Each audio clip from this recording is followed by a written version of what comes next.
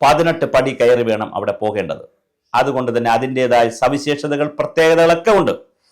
Tiger reserve ആയതുകൊണ്ട് 56 ഏക്കറിൽ 1 millimetre പോലും സ്ഥലം കൂട്ടാനും കേന്ദ്ര വന നിയമം അനുസരിച്ചും അന്താരാഷ്ട്ര നിയമങ്ങൾ അനുസരിച്ചും എളുപ്പമല്ല. അങ്ങനെ നിൽക്കുന്ന കാനന ക്ഷേത്രത്തിൽ അരയന്മാരുടെയും മലയന്മാരുടെയും ക്ഷേത്രമാണ് എന്നൊരു വാദമുണ്ടായിരുന്നു. അതിൽ ശരിയുമുണ്ട്, തെറ്റുമുണ്ട്. ബുദ്ധന്മാരുടെ കേന്ദ്രമായിരുന്നു, ബുദ്ധം ശരണം ഗച്ഛാമി എന്നൊക്കെ പറഞ്ഞിരുന്നു. 2 വട്ടം ശബരിമലയെ തീവച്ചു. ഒരു പ്രാവശ്യം തീവച്ചു, ഒരു പ്രാവശ്യം അടിച്ചു പൊളിച്ചു കളഞ്ഞു വിഗ്രഹത്തെ. പിന്നെ വച്ചിരിക്കുന്ന വിഗ്രഹമാണ് 50കളിൽ പിന്നെ വച്ചിരിക്കുന്ന വിഗ്രഹമാണ് അവിടെ ഇരിക്കുന്ന രണ്ടാമത്തെ വിഗ്രഹം. 1920കളിൽ ആദ്യത്തെ തീവയ്പ്, 50കളിൽ രണ്ടാമത്തെ വിഷയം. അതിനേക്കാൾ ഗൗരവമായി നിലയ്ക്കൽ സമരം വന്നു. ഇതെല്ലാം വന്ന് എന്നും വിവാദമായിരിക്കുന്ന ശബരിമല. 2018 സ്ത്രീകളെ കയറ്റണോ വേണ്ട എന്നുള്ള സുപ്രീം കോടതി വിധിയുടെ ഭാഗമായിട്ടുള്ള പ്രശ്നങ്ങൾ, അതിൻ്റെ വീഡിയോ നമ്മൾ ചെയ്തിട്ടുണ്ട്. ദയവായി എല്ലാവരും അത് കാണണം. വൈറലായിട്ടുള്ള വീഡിയോ ആണ്. സുഭാഷിതത്തിൻ്റെ വീഡിയോ ഗാലറി കിടപ്പുണ്ട്. എത്ര നിഗൂഢമായ അജണ്ടകളുമായിട്ടാണ് ശബരിമലയിൽ സ്ത്രീകളെ കയറ്റുവാനുള്ള വിധിയെ നമ്മൾ കൊണ്ടുപോയത്. ആ സുപ്രീം കോടതി വിധി പറഞ്ഞ പല ജഡ്ജിമാരും ജസ്റ്റിസുമാരും റിട്ടയർ ആയിട്ടുണ്ട്.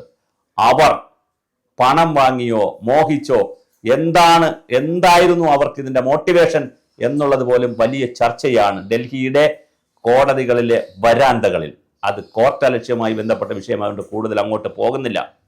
പക്ഷേ ആ വിധി വന്നതിന് ശേഷം വളരെ ആവേശത്തോടുകൂടി 200 ഏക്കർ സ്ഥലം ശബരിമലയിൽ പിടിച്ചു വാങ്ങി ഷോപ്പിംഗ് കോംപ്ലക്സും ഒരുപാട് കാര്യങ്ങൾ ചെയ്യാനുള്ള ഒരു മറ അവിടെ നോക്കി. പക്ഷെ അത് ജനങ്ങൾ സമ്മതിച്ചില്ല.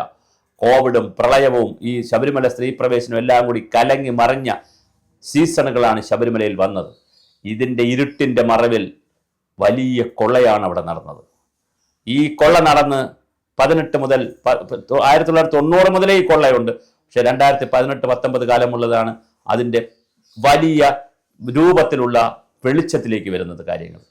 ഒരു ജഡ്ജിക്ക് തിരുവിതാംകൂർ ദേവസ്വം ബോർഡിൻ്റെ ഒരു ഓഡിറ്റ് റിപ്പോർട്ടിൽ വന്ന അവിടെ പിഴവുകളുണ്ടെന്ന് ഓഡിറ്റ് റിപ്പോർട്ടിൽ പറഞ്ഞ ഒരു ഒറ്റ വരിയെ പിടിച്ചുകൊണ്ട് തിരുവിതാംകൂർ കമ്മീഷണർ, ദേവസ്വം കമ്മീഷണർ കോടതിയിൽ കൊടുത്ത തിരുവിതാംകൂർ ദേവസ്വത്തിൻ്റെ ഹൈക്കോടതി ബെഞ്ചിലുള്ള ഒരു രാജാ വിജയരാജന് കൊടുക്കുന്ന ഒരു പോയിന്റിൽ നിന്നാണ് ഇന്ന് കാണുന്ന കൊള്ള സംഘത്തെ മുഴുവൻ പിടിക്കാൻ കഴിഞ്ഞത്.